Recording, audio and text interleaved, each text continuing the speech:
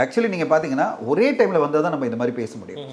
இப்போ அது ஆகஸ்ட் 15 வருது, இது செப்டம்பர் 5 வருது. அப்போ 3 வாரம் கேப் இருக்குது. அதனால் நீங்கள் அந்த ஒரே பண்ண வேணாம். 3 வாரத்தில் புஷ்பா 2 எல்லாம் மேக்ஸிமம் கலெக்ஷன் பண்ணிவிட்டு மார்க்கெட் ஓப்பன் ஆகிடும். அப்போ வந்து கோட் வரும்போது கோட்டுக்கான ரெஸ்பான்ஸ் பெருசாக இருக்கும்.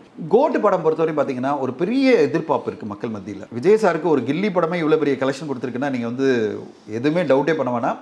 கோட் வந்து மிகப்பெரிய ஓப்பனிங் கொண்டு வந்து கொடுக்கும். அந்தளவு வந்து விஜய் சாரனுடைய சப்போர்ட் இருக்குது அந்த படத்துக்கு. பார்த்தீங்கன்னா ஒரு பாடல் மட்டும் இல்லை, 2 பாடல் பண்ணியிருக்காரு அப்படின்னு யுவன் சங்கர் ராஜாவை இன்டர்வியூல சொல்றாரு.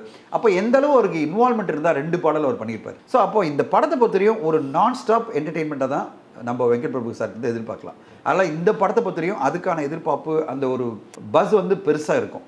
ஆனால் என்னன்னா இப்போ இருக்கிற காலகட்டம் பார்த்தீங்கன்னா நீங்கள் வந்து லாஸ்ட் இயரோட கம்பேர் பண்ணுங்கள். லாஸ்ட் இயரில் லியோ மட்டும்தான் பெரிய படமாக இருந்தது. அது நடுவில் வந்து ஒரு 4 மாதத்துக்கு பெரிய படங்களே இல்லை.